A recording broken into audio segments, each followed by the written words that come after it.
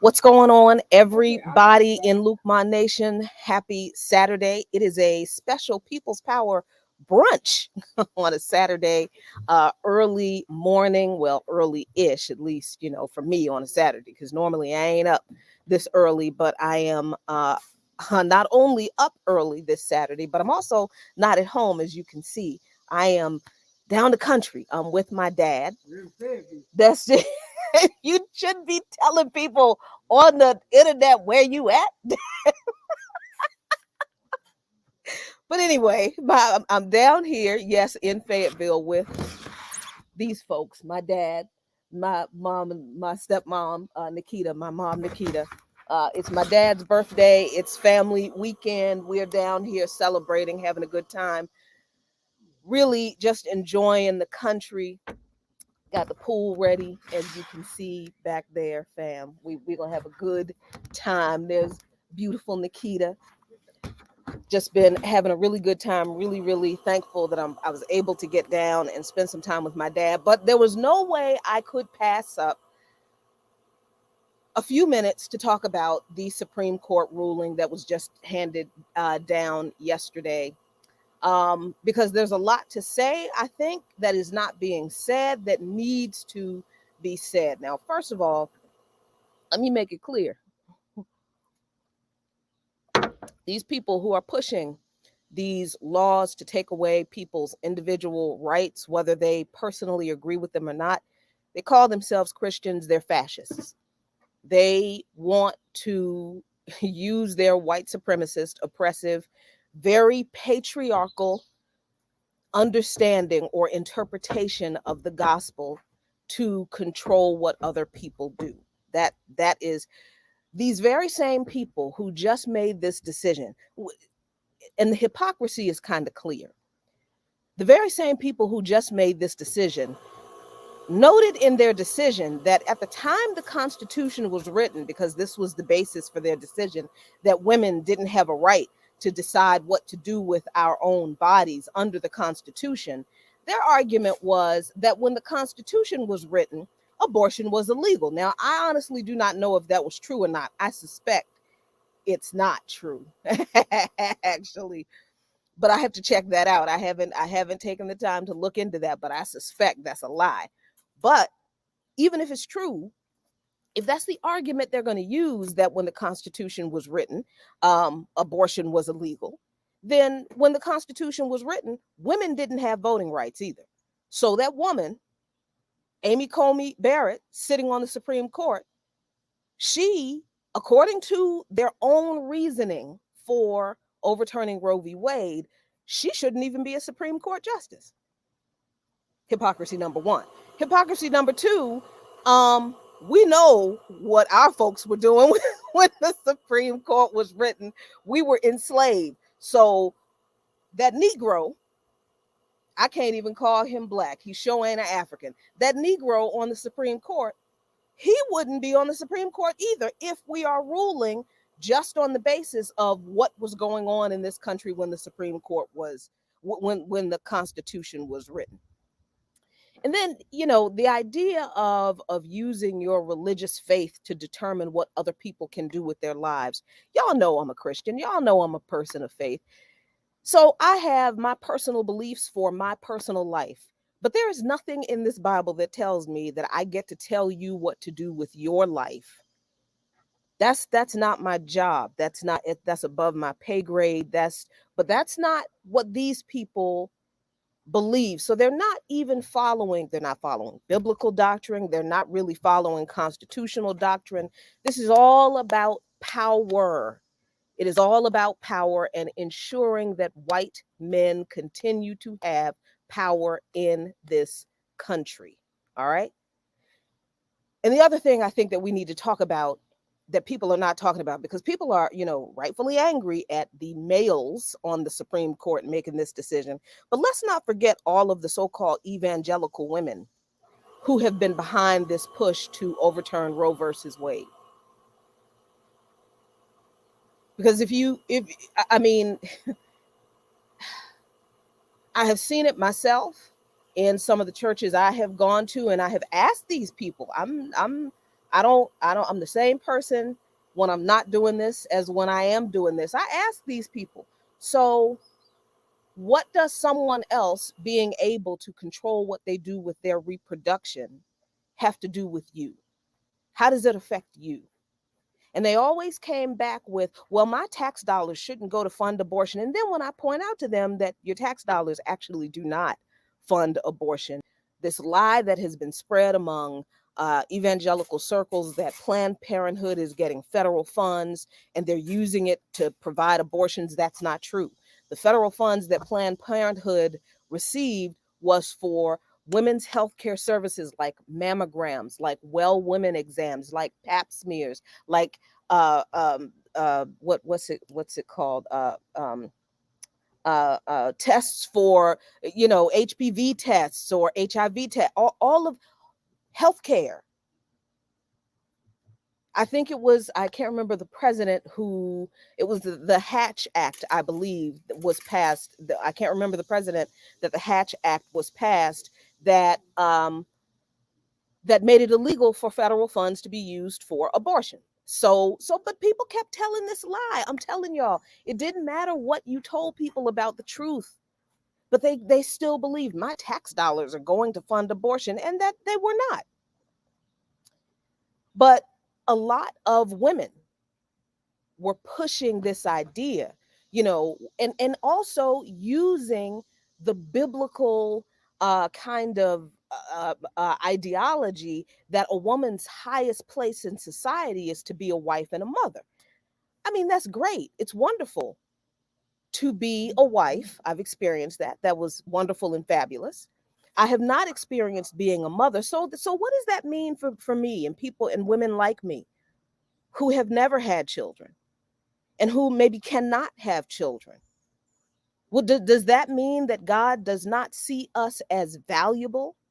Does that mean that oh, I'm sorry. Thank you, Manny. The Hyde Amendment. It wasn't the Hatch Act. Yes, thank you. The Hyde Amendment was banning federal funding for abortions. Thank you for correcting me. I knew it was an H in there somewhere. Thanks, y'all. The Hyde Amendment banned using federal funds to provide abortion. And this is a question I ask people too. Like, okay, it's great that you're a wife and a mother and you feel like that is your fulfillment of what you believe God's role is for you, and there is nothing higher that you can do. And I don't challenge people on that if that's what they believe, because that's what they believe, and I'm not messing with people's belief, their spiritual belief. But I always bring up, so what about people like me? People who at the time I was like in my late 30s and I had not been married by then and I had not had children. And it was actually my choice. I chose not to have children until I was married. That was my choice because I didn't want to do it by myself. I have, in full disclosure, I have never been in a situation where I've had to decide if I needed to have an abortion. I never have had one. But if we're talking about one of the reasons evangelical women are behind this push to end abortion for all women, they believe that, well, being a wife and a mother is the highest expression of womanhood that a woman could. Okay, so what about women who don't have children, who can't have children, who don't want to have children? What about us? Are we not honored by God? Are we not exalted by God? Are we not? Come on. So hypocrisy, what is that? Hypocrisy number 3. And then these very same women, who want to limit another woman's right to control her own reproduction are usually the same women who do not want to expand child care assistance. They don't want to expand health care for all. They don't want to increase funding for affordable housing. They do not want to pay extra taxes for child care, for working mothers. None of the things that would be beneficial in society for people to be able to raise a child with a strong safety net and with the comfort and without the anxiety of wondering if they can make enough money to keep a roof over their head and food on their table. These very same women are not in support of, which is wild, because the Jesus they keep talking about, what did he do? He took a few fishes and a couple loaves of bread and fed the 5,000, even though he knew doggone well most of those people weren't even there to hear what he had to say. They was just there for some lunch. And it was when it was pointed out to him that Jesus, most of these people are just going to walk away. They're not going. He was like, well, that's fine. But they're hungry though, so feed them.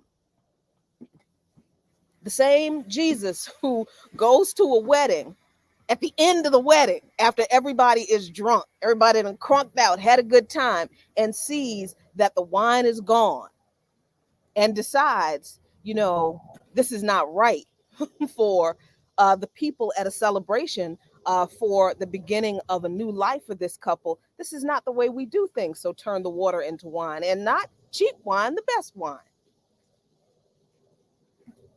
This is the same Jesus who, when he saw the religious establishment taking advantage of the people in the temple by letting the money changers in to make money off of the people going about their daily worship services, the same Jesus goes into the temple with a whip, random jokers out flipping tables, I'm sure saying choice words to them,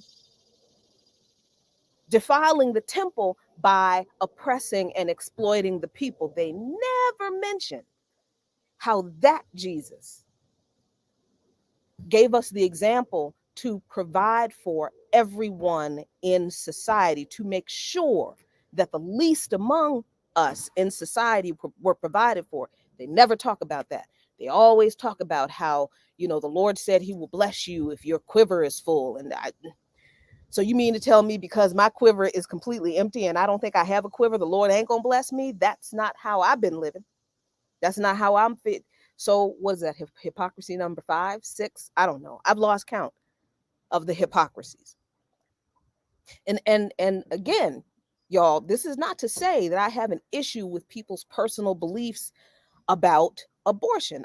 You believe whatever you personally want to believe about abortion. That is your business. But that is the point. That is your business.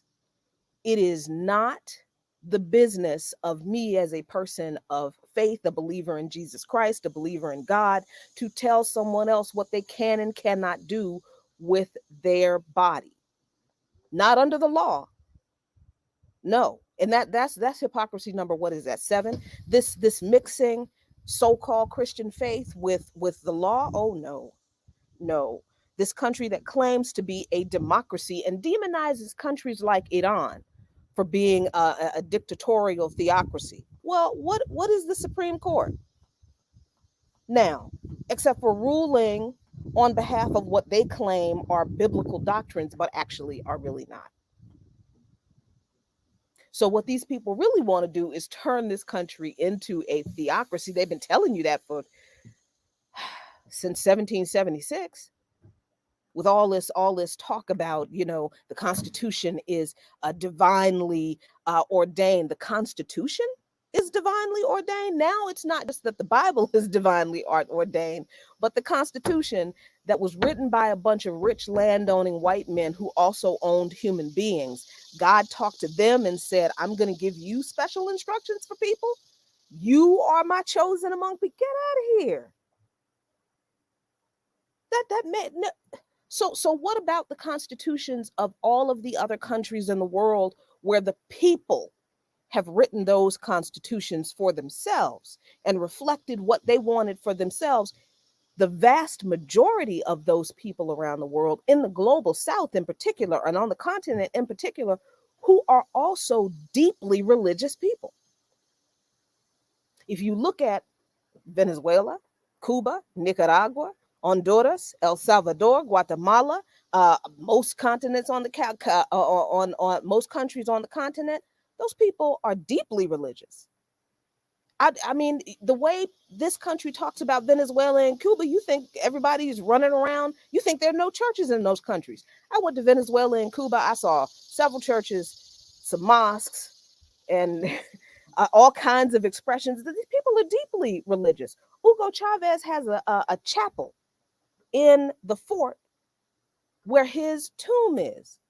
He went to that chapel and prayed and read his Bible every day. So explain to me how it is that these people in global South countries that have chosen socialism for themselves to ensure that everybody in society has their human rights met, food, housing, healthcare, education, those are human rights, and they are deeply religious, how come their constitutions are not ordained by God, and they're deeply religious, but in this country where we've got people living on the street, nobody working a job that is paid minimum wage can actually afford to live practically anywhere in this country, to rent a place to live anywhere in this country. Education is expensive. Student loan debt is crushing people. The rich have gotten incredibly richer during the pandemic, while mostly poor Black working class and Latinx folks have died from the pandemic.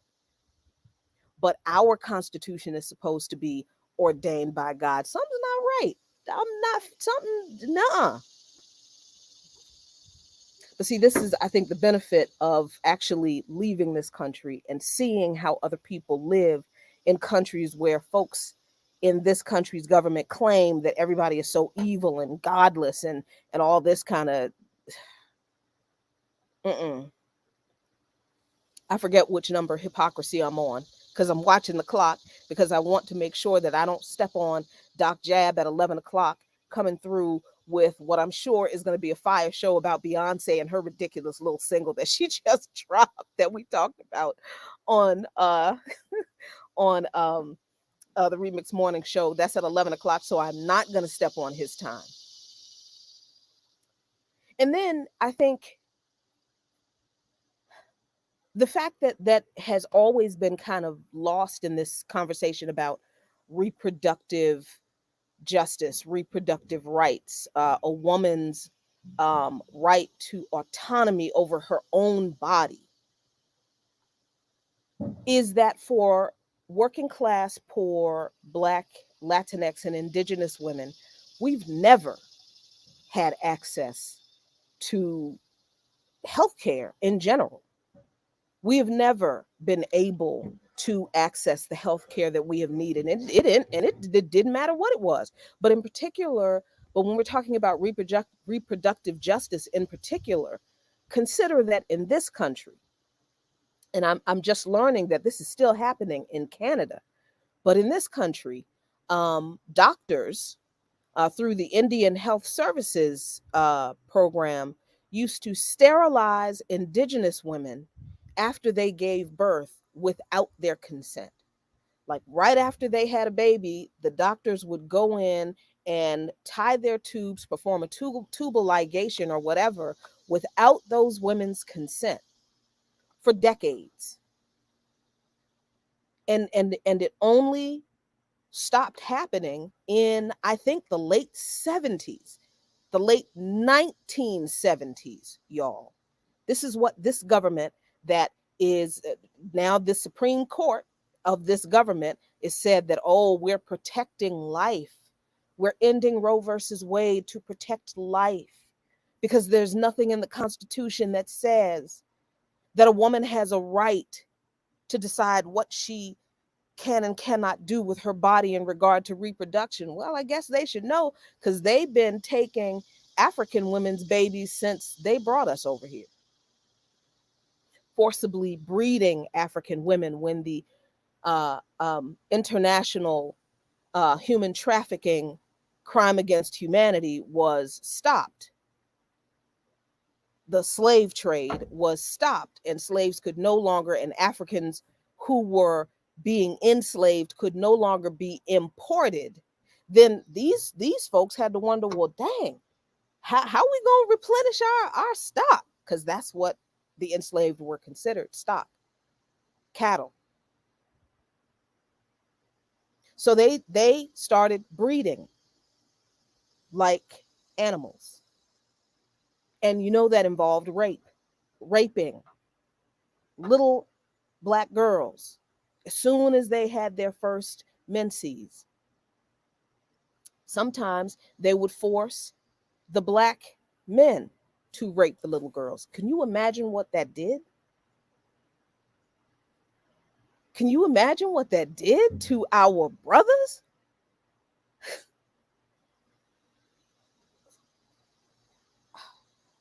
And then when the African women bore children, then they took them and sold them. But these are the people, the descendants of these folks, the representatives of this court that interprets the document that was written when that was going on. These are the folks who are telling you they are defending life. Get the entire hell out of here. I'm trying not to cuss because, you know, he's still my daddy. So I'm, you know, get out of here. And then we talk about working class and poor people who literally can't afford health care, people who go without going to the doctor because they can't take off work because they don't have sick leave. They can't afford to lose that day of work in order to go check out a pain they have, in order to go get the head congestion looked at, in order to go get something not right going on for women in our reproductive system that we know is not right, but we can't take off work. We can't afford to lose a day of work. We don't have anybody to watch our kids. So for many of us, the idea, and understand, everything is politics. I didn't say that to ignore what was done to the women who are raped. I said that to point out that the damage, the trauma, the harm was done to both the women and the girls who were raped and the black men who were forced to do it. Because very often we leave them out of the conversation, our brothers, our men, as if they didn't suffer harm too. And I think we need to stop doing that. They need to be included in this conversation about what was done to us and what they were forced to do to us. Some of our brothers absolutely chose death rather than to harm their sisters, but some did not. And I just so that's why I did that. I wasn't saying that to diminish what was done to our sisters, but let's not act as if all of us, black men and black women, were not enslaved and tortured and abused, and that it affected all of us. So, I mean, so then, you know, so the idea that people were running around in this country just having abortions willy-nilly, just using abortion as birth control. This is what somebody actually told me one time. And at the time, this was several years ago, I didn't have the political education to respond to her accurately. But she literally said to me, well, you know, some people just use abortion as birth control. And, you know, in the ensuing years, I of course did my research, but and of course in that research, and remember, I did a show about this a few months ago, I think it was last year, where we talked about the actual statistics, the abortion statistics, and how they really don't stack up to this idea that, there's this black genocide of babies being aborted. Number one, because most of us are poor. Most of us live in places where abortion is not provided, it's not accessible. And like I just said, we can't take off work to nurse a cold, most of us. So there is not this black genocide that is being caused by abortion. And more than that, abortion rates in general have gone down precipitously. I mean, plummeted over the past few years. Women are just not running around getting abortions and, getting pregnant, getting abortions, getting pregnant, getting abortions. In the instance that there might be one or two cases like that is not indicative of the entire truth of the situation. Come on now. Data is your friend if you actually research it and approach it from a non-biased position. Because when I looked up the numbers, I was prepared to be like, yeah, that's bad. But look, it's none of that is true. There's no abortion genocide among black people. There's not even an abortion genocide among people general. But you hear these people tell it. Women are lining up at abortion clinic. There's an abortion clinic in every poor black and Latinx neighborhood, particularly black neighborhoods. Because that's what this is really. There's an abortion clinic lined up, in every black neighborhood, and the black women are out here having sex and having abortions. Having sex on Friday, having abortions on Sunday, right before or after church, I guess, if we go at all. And that is nothing further from that couldn't be further from the truth. But hear these folks tell it. That's the way we out here living. And because we don't do the research, we're afraid of what we're going to find. We're afraid it might be true. We either ignore it or we go right along with that ridiculous, hateful, racist narrative.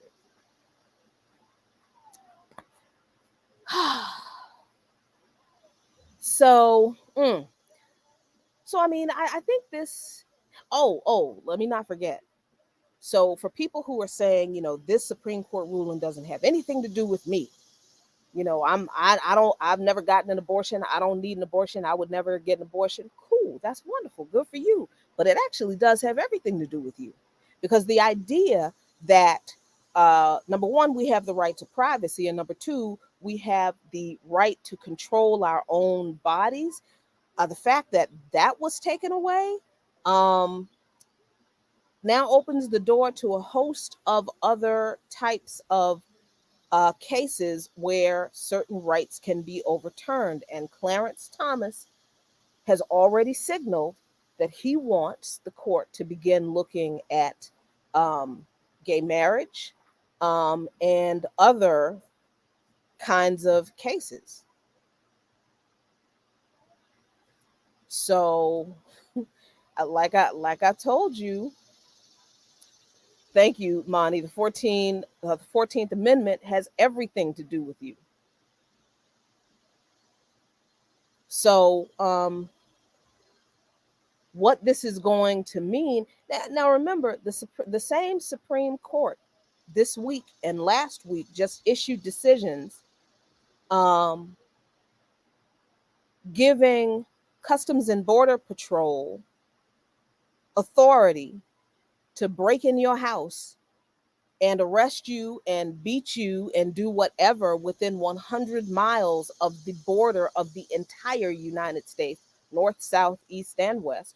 Within 100 miles of the border, they now have the authority to just break up in your house without any due process. No, just they have the authority to do that now. They just curtailed Miranda protections, basically saying that if a cop doesn't issue you a Miranda warning, then it doesn't mean that your constitutional rights have been violated if you have not been issued a Miranda warning. And then the Supreme Court just overturned New York State's concealed carry law, saying that New York State doesn't have a right to have a concealed carry law, that they should just let people buy a gun and walk around with them all out in public. The state doesn't have the right to curtail people's purchase or bearing in any way of arms. So get this. The state, the Supreme Court has said that states do not have a right with this decision about the New York State open concealed carry law. The Supreme Court just said that the states don't have a right to restrict individuals' right to own and bear arms any way they want to. If they want to wear a gun on a holster walking around in the middle of the street, the state can't say or do anything about that. But at the same time, it turns around and issues a decision that says there's no constitutional protection. And they said they did that because there's nothing in the Constitution that says the states have a right to do that. Then they turn around and issue a ruling that says the Constitution doesn't give a woman a right to control her own reproductive choices, but the states can now decide that. You just said the states didn't have a right to tell people how they could or could not own and brandish a gun. But the same states, you just said the same states can get out of here. Get out of here. Oh, and by the way, if you were wondering why you haven't heard from the first black woman Supreme Court Justice, Ketanji Brown Jackson, it's because she hasn't even been sworn in yet. And you would think that you would have heard an uproar, outcry, something from Joseph Biden, who appointed her, but no, he hasn't said anything about that. Nope. Whew, Lord Jesus. I mean, honestly, Black Nito, I've been saying that for a minute. I need to get out of here. But see, I'm one of the fortunate few who I can afford to get out of here. Just barely. There are a lot of our people who can't. And then that becomes the question, like, what do we do about our people who are stuck here? And while for some, I think it's necessary to, even for a few months, if you can, get the heck out of here. Because let's be clear about what the Constitution is and always was. It was a piece of paper that was written by white men who owned land, who were rich, who wanted to keep their riches, but not answer to the British Crown, their former colonizers, their former oppressors. According to them, they were oppressors. They didn't want to answer to, pay taxes to the British Crown. They wanted to keep their money, but they also wanted to keep their slavery, and they wanted to keep their women quiet. They didn't want to share power with anybody. They wanted to make sure that men like them maintained power. So they created this representative government in the way they did, that we still use today, where we elect a bunch of people to represent the people who are rich people. That's the way it was set up then, to keep the rich and powerful in power. And the people don't have a say in the policies that are written, just like the people didn't have a say in the Constitution that was written back then, that piece of paper that rag won't written for us. It surely wasn't written for the women who didn't have rights then, wasn't written for the Africans who weren't even seen as human beings then. And it definitely wasn't written for the poor and landless white folks. They threw those people a bone and said, we'll make sure that you have a few more rights than these other folks who have none, as long as you support us. And that's exactly how it's been going since 1776. So we're seeing now, I think, the reality of what the Constitution is and who it was written for come full circle. Only now we're talking about it affecting, 200 million people in a country of 323 million people. I'd say a good 150 million of those people are totally cool. with what's going on with this government. But the rest of us, I think we're coming full circle to seeing and feeling what the Constitution was always about. These Supreme Court justices, these originalists who are interpreting the Constitution as it was written, they are telling you, they're being very, very blatant about what what the founders and the framers meant when they wrote the Constitution. It is going to get worse. It is at first, yeah, that now that first they're coming for it, they went for Roe v. Wade. Now they're coming for gay marriage. Then the next thing you know, they're going to come for other privacy rights. They already made sure to keep slavery in the Constitution. So, yeah.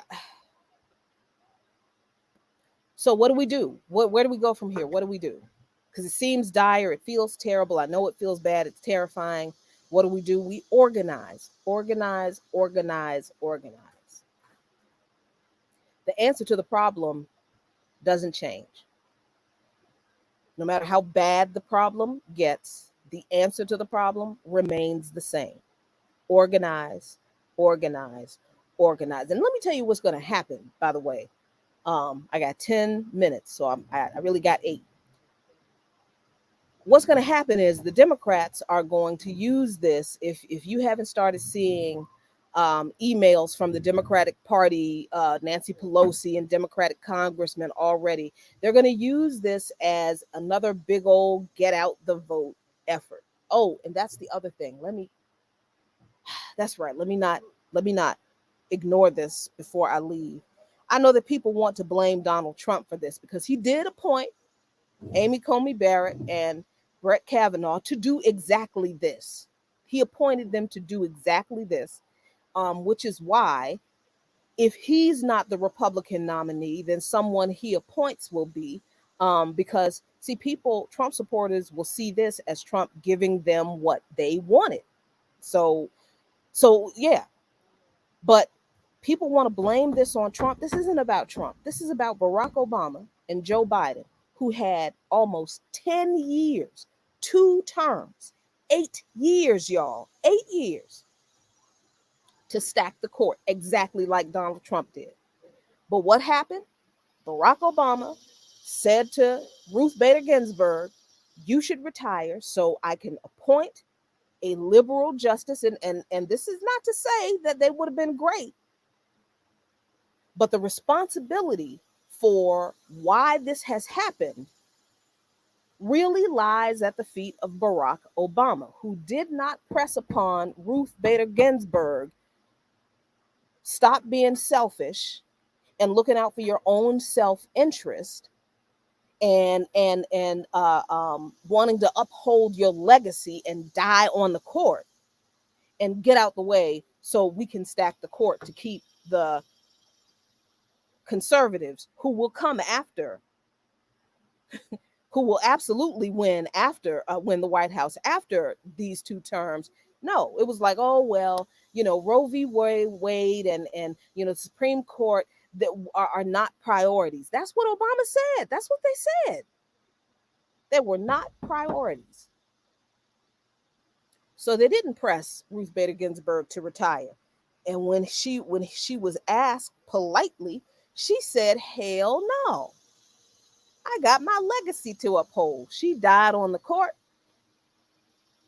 And now here we are. So people out here protesting, talking about this is Trump. This is why you should have voted for Hillary Clinton. No, this is why we told you Barack Obama won't. Shit. All that time we told you, because this could have been avoided if upholding Roe v. Wade and a woman's right to her own bodily autonomy was important to the Obama-Biden administration. But it wasn't. So here we are. All right, y'all. So look, there are plenty of organizations out there to join. The several members of Black Power Media belong to those organizations: Community Movement Builders, the Black Alliance for Peace. There is the All African People's Revolutionary Party. There are organizations in your area There are politically focused organizations in Maryland. There is the Ujima People's Progress Party. There is the National Party for Socialism and Liberation. That's in every state, I think, in the country. Um, there are other organizations you can join. The Answer Coalition. There's the United National Anti-War Coalition. There's Pan-African Community Action in Washington, D.C. Come on, y'all. There are plenty of organizations that you can join, that you should join. I just found the International Organization of Christian Socialists. For us radical Christians. Exciting. Find an anti-imperialist, anti-capitalist, socialist organization. If you're not a person of faith, don't trip about being in organizing circles with people of faith. As long as they politics right, as long as they're radical, let people believe what the hell they believe. Let people eat what the hell they want to eat. Because that's not what we are organizing a new society based on. We're organizing a new society based on socialism, scientific socialism for all people. Focus on that. Organize, organize, organize. I'm going to go put my bathing suit on, get in this pool, have a birthday party with my 75-year-old daddy. And thanks, y'all, for hopping on with me real quick. Look, support Black Power Media on Patreon, patreon.com/Black Power Media. We appreciate your support. We got a lot of work to do.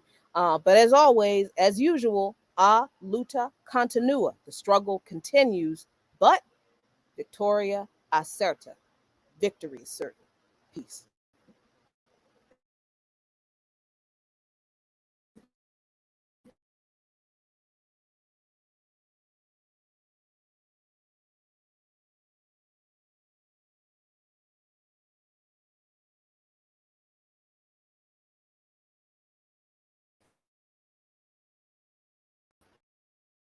Glitchy, glitchy.